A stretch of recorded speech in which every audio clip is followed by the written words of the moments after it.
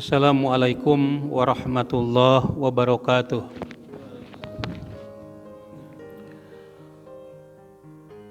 Alhamdulillahilladzi qad akhraja nataijal fikri li arbabil hija usalliyan ala rasulil mustafa wa alihil mustakmilina syarafa. Amma ba'du faya ayyuhal hadirun usikum wa iyaya bitaqwallah faqad fazal muttaqun. Bapak-bapak yang saya hormati, tema kita pada sore hari ini terkait dengan waktu asar gitu.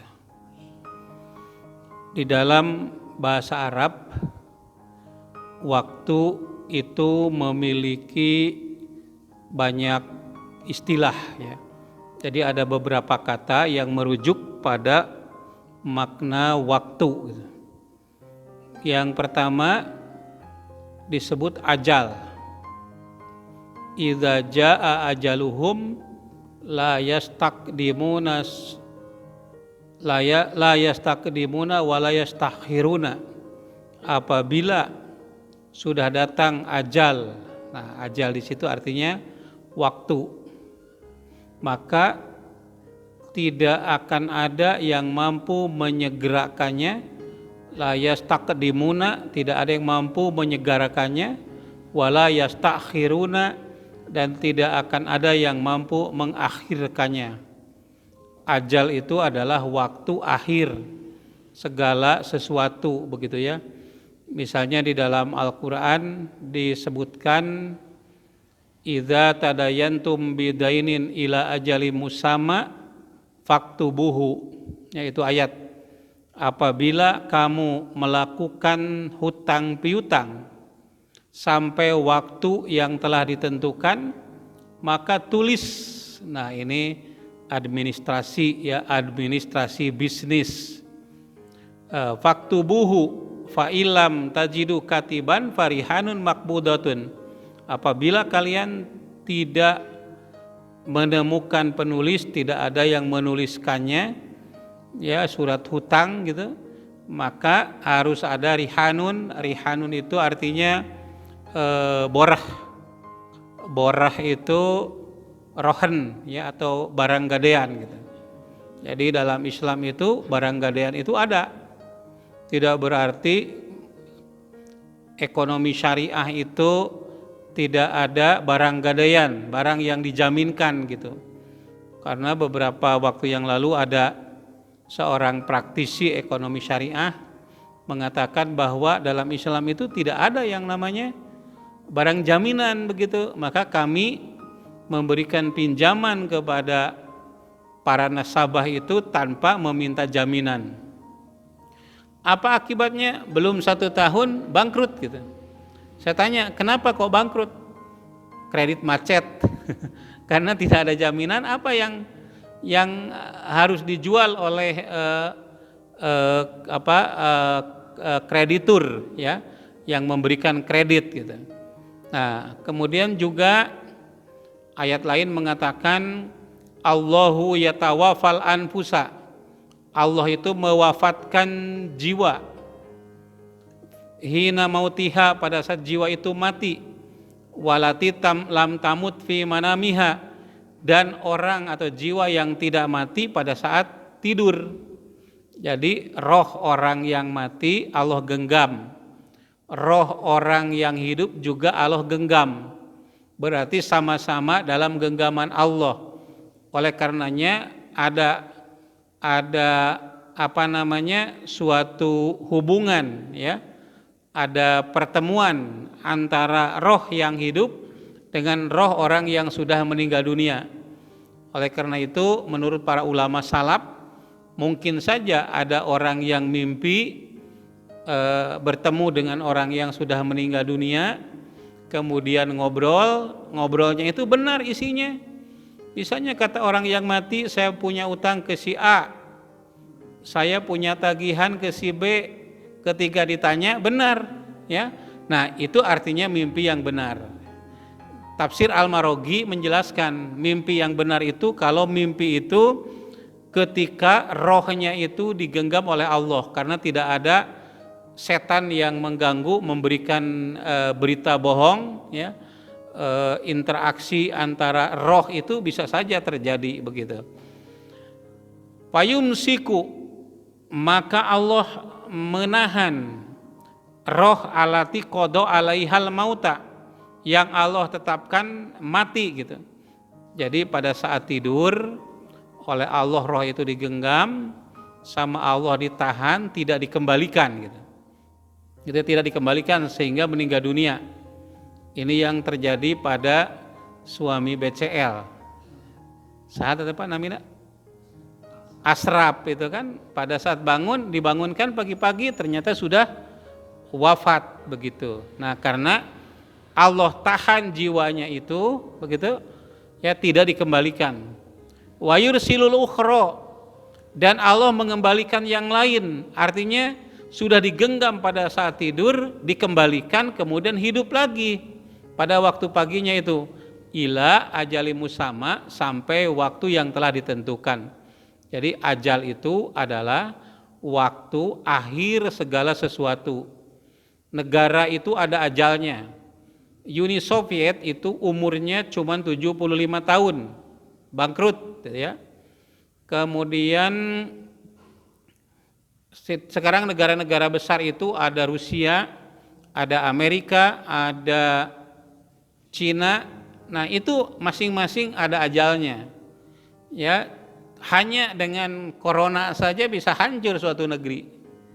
Ya, hanya dengan corona, apalagi dengan letusan gunung.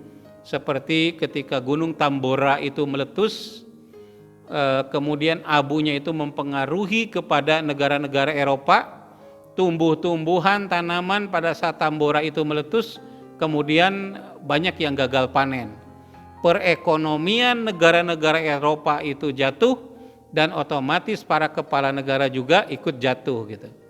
Nah, jadi itu yang bisa terjadi. Ada ajal.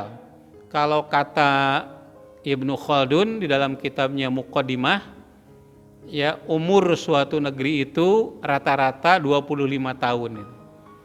Jadi ajalnya itu 25 tahun. Ada pendiri, ada pengembang atau pembangun, ada penikmat, ada penghancur, ya. Jadi ada tahapan-tahapan begitu. Ada penghancur. Itu dilihat dari berbagai dinasti yang ada di dunia Islam begitu. Itu ada penghancur. Nah, itu akhir itu namanya ajal. Kemudian ada yang namanya waktu. Waktu itu batas antara awal dan akhir. Seperti waktu sholat zuhur. Awalnya bayang-bayang matahari berada di atas kita sampai bayang-bayang suatu benda sama dengan bendanya itu waktu zuhur. Jadi ada batas awal dan batas akhir. Kemudian waktu asar, yaitu dari mulai bayang-bayang suatu benda sama dengan ukuran bendanya, ya, sampai tenggelam matahari. Nah, itu namanya waktu gitu. Inna hadhihi sholat kanat muwaqqatan, ya, waktu sholat itu ada waktunya. Kana kitaban mauqutan, ya, ada ketentuan waktunya, itu ada batas awal dan batas akhir. Kemudian di dalam Al-Quran juga ada istilah ad-dahru. Hal ata alal insani hinu minad dahri lam yakun syai'a madhkura. Bukankah telah datang kepada manusia waktu hinun, ya, minad dahri, dari waktu, lam yakun syai'a madhkura, sebelumnya itu belum ada sebutan apa-apa. Saya dilahirkan tahun 68. Geus kolot. Sudah 51 tahun ya. Karasa kolot asa ngora we gitu. Nah, mulai sadar kolot teh ketika naik tangga tuur nyeri. Ya. Karena ketika umur 30, 35 yang lalu sering ada pertemuan ulama, kemudian saya masuk di dalamnya. Ulama-ulama itu usianya sudah 60, 70 gitu. Nah, ayeuna teh masih kena asa 30 tahunan we. Kenapa juga? Karena hampir setiap hari saya berhadapan dengan mahasiswa yang usianya 21 tahun ya. 22, 18, 20, 21 gitu. Paling tua 23. Nah, Bapak sekalian, jadi ada yang namanya ad-dahru. Ad-dahru itu artinya keberlangsungan. Ada filsafat Ar-Razi ya, itu namanya Al-Qudama'ul Khamsah, 5 keabadian. Yang abadi itu antara lain al-waqtul mutlak, yaitu waktu absolut. Waktu yang tidak dibatasi oleh perjalanan bumi, bulan dan matahari. Itu namanya waktu absolut gitu. Jadi belum ada bumi ini, belum ada matahari dan belum ada bulan. Sehingga sulit untuk mengatakan ini 1 tahun, 2 tahun. Jadi 2 tahun akhirat berapa lama? Nah, kana miqdaruhu khamsina alfasanah. 1 hari itu setara dengan 50.000 tahun sehari gitu. 50.000 dibagi 12 dibagi 60. Nah, berarti 1 menitnya itu berapa ribu tahun setaranya gitu. Jadi kalau dikatakan di akhirat itu sehari itu ukurannya adalah kalau diukur dengan waktu kita itu adalah khamsina alfasanah.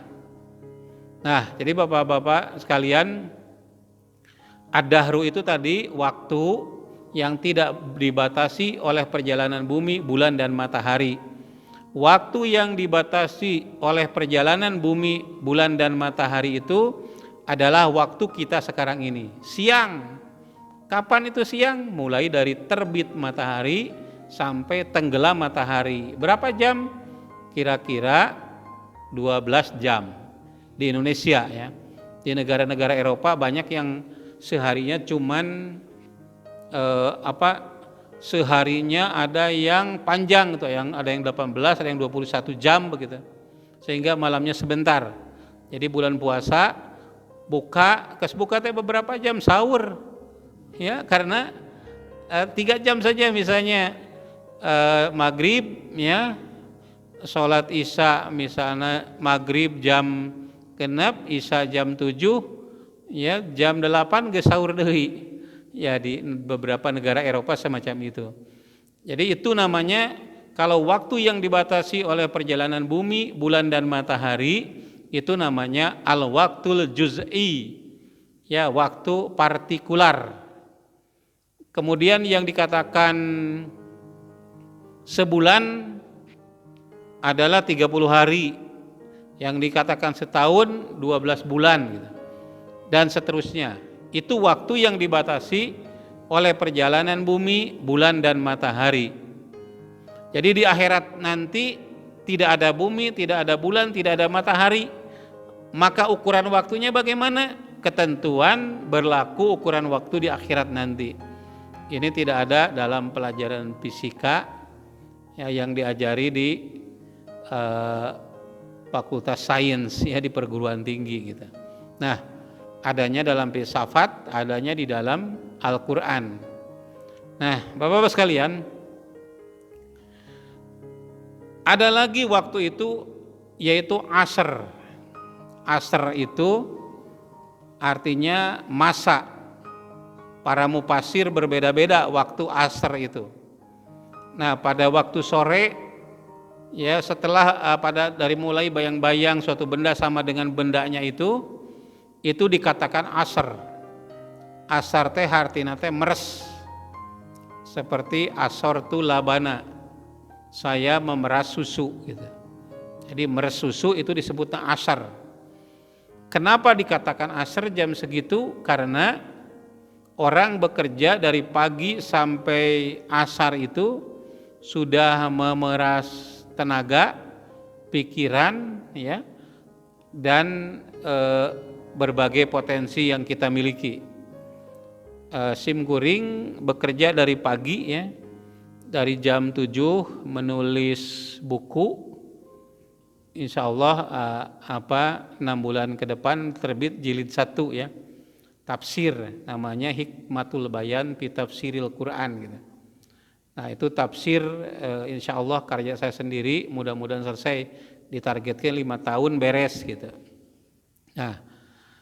Nah sampai zuhur, dari zuhur rapatnya meres deui pikiran, ya, meres pikiran sampai asar, sholat asar, kemudian ke PDM, rapat lagi, rapat sampai menjelang maghrib baru beres, ya, belum beres, jadi kita pulang duluan gitu. Nah jadi asar itu ya begitu, artinya meres pikiran, meres keringat, ya, meres tenaga. Nah itulah asar. Nah asr ini kemudian dijadikan sumpah, wal asri, demi waktu. Nah bapak-bapak sekalian, seperti yang saya jelaskan beberapa waktu yang lalu, bahwa waktu itu waktu orang semangat bekerja, berpikir, berkata-kata positif itu dari mulai subuh sampai menjelang siang, jadi menjelang zuhur. Kemudian pada waktu zuhur orang itu sudah mulai lemah, jadi kata-katanya tidak banyak yang bagus gitu. Yaitu hasil penelitian melalui LI cewek, ya, WC, Linguistic Inquiry and Word WC, ya. Jadi yang diteliti adalah kata-kata yang diucapkan oleh orang-orang melalui sosial media, baik itu Facebook atau Twitter, lain, ya, WhatsApp dan lain-lain, dikumpulkan dari 2.500 orang yang ada di seluruh dunia. Ternyata kata-kata yang baik, semangat itu terjadi pada pagi hari gitu. Makanya ada istilah berkah subuh, ya. Di Turki itu Presiden Recep Tayyip Erdogan itu menginstruksikan kepada seluruh rakyat Turki untuk sholat subuh berjamaah. Nah dampaknya apa? Mendapatkan berkah subuh, antara lain berkah subuhnya pertumbuhan ekonomi itu 10%, ya, kemudian rakyatnya sejahtera gitu. Nah itu berkah subuh. Nah lalu petang itu orang mulai berpikiran positif lagi gitu. Itu hasil risetnya itu mengatakan begitu. Nah jadi kalau misalnya kita bekerja, dioptimalkan itu di pagi hari dan di sore hari. Nah Bapak sekalian, asar ini, waktu asar ini, yaitu mulai bayang-bayang suatu benda sama dengan ukuran bendanya yang asli, sampai kepada tenggelam matahari, itu waktu asar. Barang siapa, ya, dalam hadis dikatakan, siapa yang terlambat sholat asar, maka seolah-olah kehilangan asar itu sendiri. Nah kecuali, ya, orang-orang yang ada kesibukan pada waktu sore itu. Nabi Muhammad mendengar ada sahabat yang sudah datang waktu maghrib tetapi dia belum sholat asar.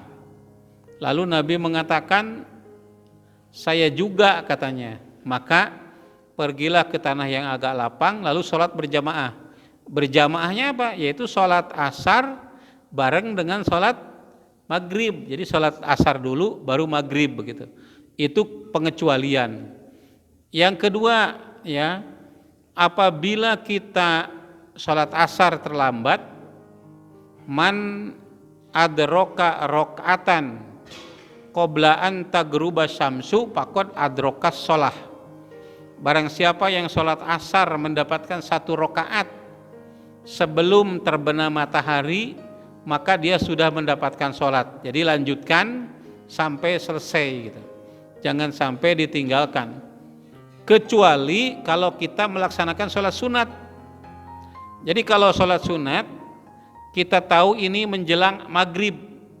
Itu Nabi mengatakan, tunggu dulu sampai betul-betul matahari terbenam, baru lakukan sholat.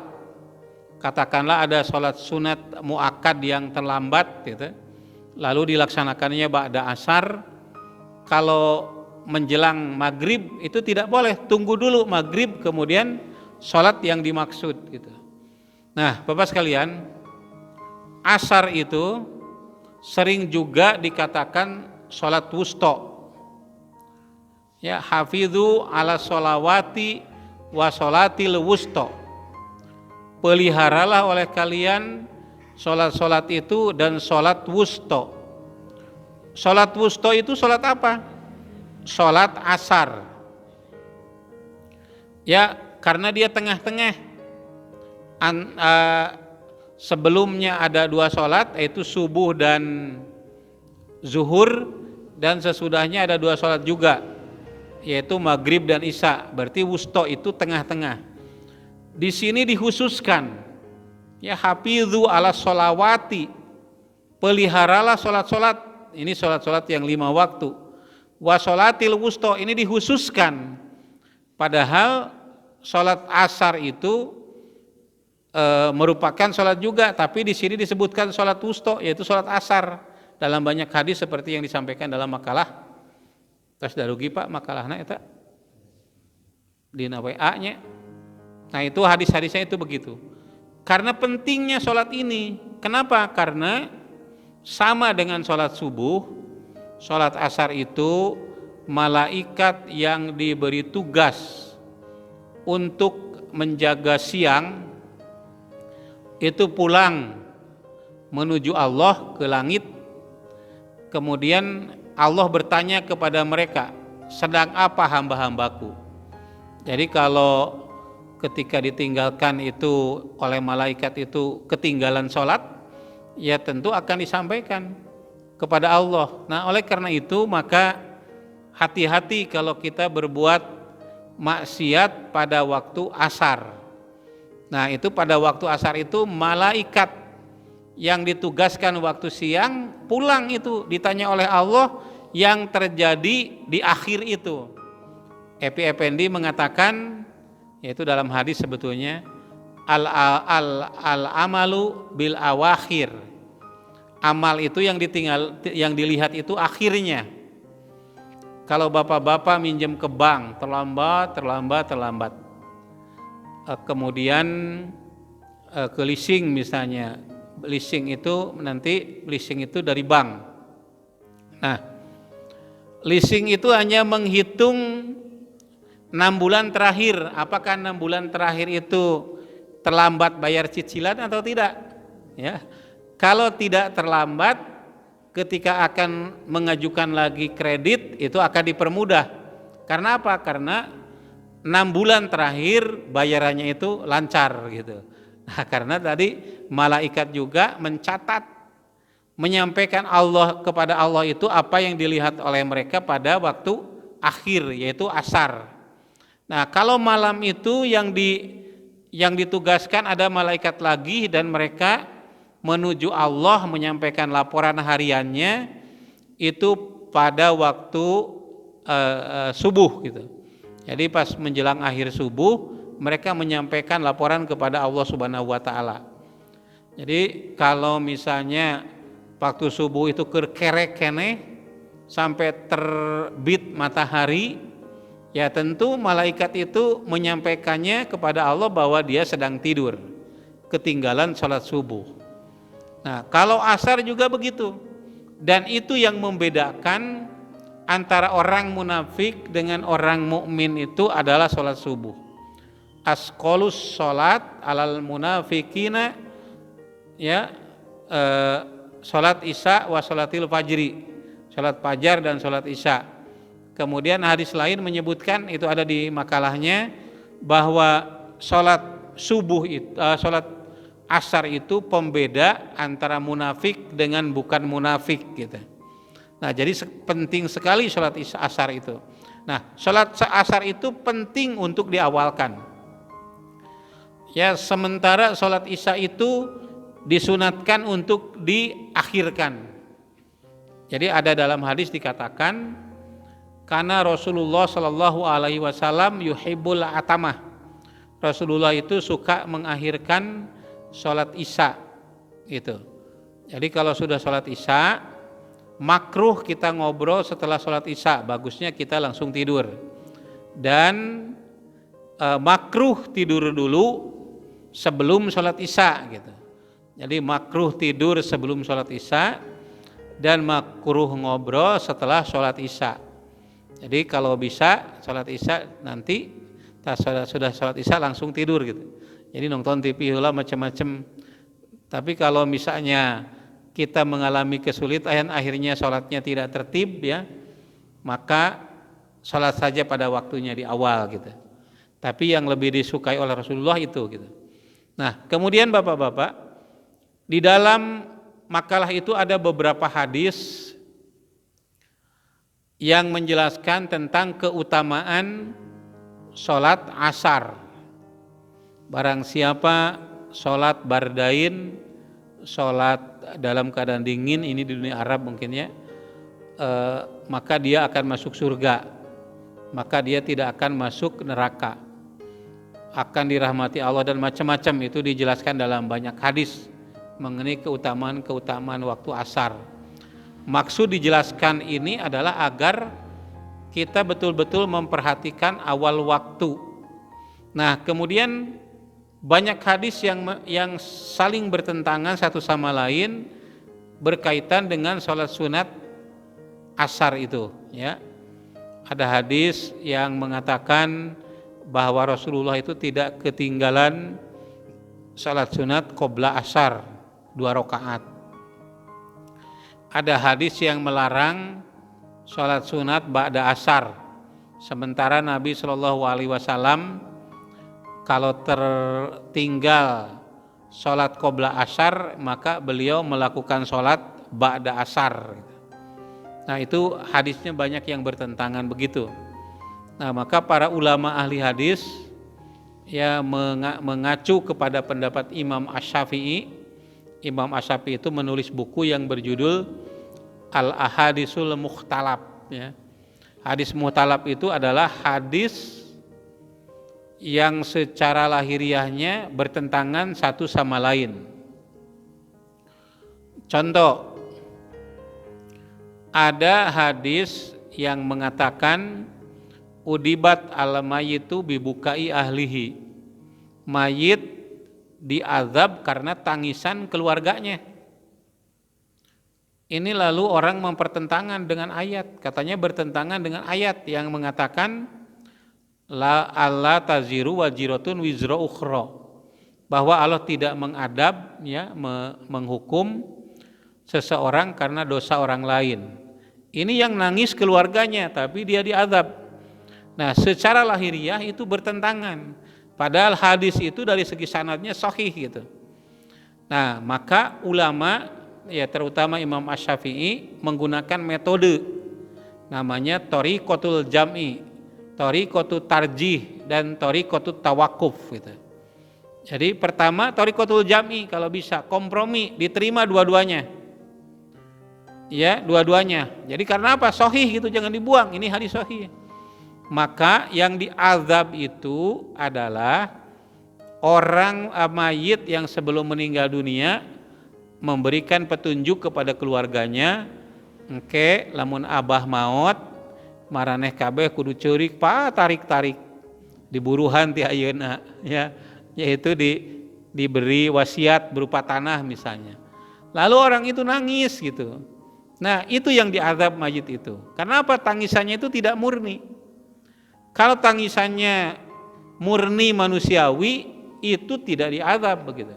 Nah, itu misalnya thariqatul jam'i namanya. Ada hadis juga yang mengatakan man massa dzakarahu falyatawaddo. Barang siapa yang menyentuh kemaluannya, maka hendaklah dia berwudu. Itu hadisnya. Hadis yang lain mengatakan masastu zakari, ya Rasulullah, aku menyentuh kemaluanku. A'alayal wudu, apakah aku harus berwudu lagi? Nabi mengatakan la, tidak. Annahu bad'atu minka, itu bagian dari anggota badanmu. Dua-duanya hadis itu sahih. Yang satu mengatakan batal, yang satu mengatakan tidak batal. Nah, lalu bagaimana solusinya? Jangan dibuang dua-duanya karena itu sabda Nabi. Nah, tafsirnya itu sahih dua-duanya. Nah, kalau salah satu sahih, salah satu doib, berarti yang diambil yang sahihnya. Tapi kalau dua-duanya sahih, maka diambil namanya thariqatul jam'i, kompromi. Batal kalau menyentuh itu menimbulkan syahwat, nyampaan bobogaan syahwat ya. Tidak batal kalau tidak syahwat. Batal kalau masih banyak air, tidak batal kalau tidak ada air. Jadi dua-duanya hadis itu digunakan. Nah, demikian juga mengenai sholat ba'da asar. Satu sisi dilarang, tapi Rasulullah melakukan. Maka thariqatul jam'inya adalah sunat itu untuk Rasul, tidak untuk kita, begitu. Jadi hadisnya dua-duanya dipakai gitu. Jadi yang dilarang itu untuk kita, sementara untuk Rasulullah itu diperintahkan oleh Allah.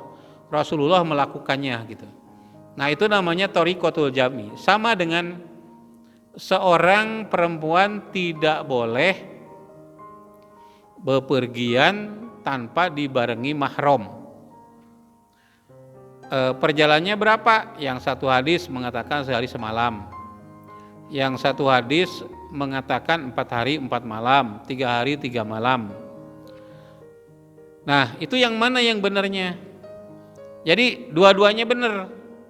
Jadi kalau perjalanan kalau cuma 2 hari 2 malam tidak berbahaya, itu tidak apa-apa tanpa mahram. Begitu. Tapi kalau berbahaya, walau 1 jam pun itu haram. Ada perempuan naik bis dari Garut ke Tasik di bus. Nah, itu kan dari Garut ke Tasik cuma 1,5 jam. Tapi terjadi pemerkosaan. Nah, walaupun kurang dari 1 hari 1 malam, tapi kalau tidak aman, itu tidak boleh seorang perempuan mengadakan perjalanan sendirian tanpa mahram. Ya, termasuk umroh itu harus ada mahram. Ya, bahaya gitu ya. Ya, karena ketika berada di hotel ya, di Madinah atau di Mekah, ada laki-laki, ada perempuan, kemudian bisa saja terjadi sesuatu kalau tanpa mahram itu. Jadi saya pernah pergi ke Kuala Lumpur, ada seorang perempuan sendirian, di depan ada orang bule, yang langsung ngajak kakak lamar padahal tidak kenal mereka itu dua-duanya itu. Nah, itu terjadi begitu. Nah, karena apa? Itu tanpa mahram, jadi perlu adanya mahram itu. Ya, sama ketika umroh pun seperti itu. Termasuk juga menyimpan daging kurban ya. Dalam hadis menyebutkan tidak boleh menyimpan lebih dari 1 hari, lebih 2 hari, 3 hari, 4 hari sampai 5 hari gitu. Nah, ini yang benar yang mana? 1 hari, 2 hari atau 3 hari? Tidak boleh dibuang salah satunya. Kenapa? Karena hadisnya sahih gitu. Jalannya adalah kompromi. Nah, kalau kompromi itu bagaimana? Yaitu semuanya dipakai. Ulah lebih 3 hari teh. Kalau ada orang yang belum kebagian, ayo ini nyimpen 3 hari. Kalau misalnya cukup untuk 5 hari bareng-bareng karena satu rumah itu kebagian 2 kilo, 2 kilo. 2 kilo teh cukup, merinya 5 hari gitu. Nah, tidak boleh nyimpen lebih dari 5 hari gitu. Nah, itu namanya hadis mukhtalaf. Nah, kalau tidak bisa dikompromikan, maka ditarjih namanya. Dipilih yang paling rojih. Ya, misalnya ada hadis tentang hubungan seks, yang satu riwayat Abu Hurairah, yang satu riwayat Aisyah. Tentu yang diambil dari Aisyah. Karena apa? Karena dia yang paling tahu tentang itu.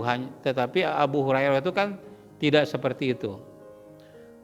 Ada hadis yang menjelaskan Aisyah mengatakan bohong kalau orang mengatakan Nabi itu pernah melihat Allah. Yang lainnya mengatakan ada. Nah, itu jadi berbeda, itu ditarjih namanya. Nah, kalau kompromi tidak bisa, tarjih tidak bisa, maka solusi yang terakhir ialah thariqatu tawakub. Tawakub heula we can ngarti. Kedai mencari lagi dalil-dalil yang lebih menjelaskan itu begitu. Nah, itu namanya tawakub. Bapak-bapak sekalian, waktu asar ini sangat penting dalam dunia kerja. Kalau undang-undang yang berlaku di Indonesia, jam kerja itu 8 jam kerja kalau kerjanya dari Senin sampai Jumat. Ya, 7 jam kerja kalau kerjanya dari Senin sampai Sabtu gitu. Jadi minggu libur 1 hari gitu. Nah, akhir dari pekerjaan itu adalah waktu asar. Nah, jadi asar ini waktu yang sudah maksimal kita bekerja. Jadi setelah itu tidak bekerja lagi. Ada bagian untuk istirahat. Likuli a'doin hadun, ya. Setiap anggota badan itu ada bagian untuk diperhatikan gitu. Mata untuk melihat yang indah-indah,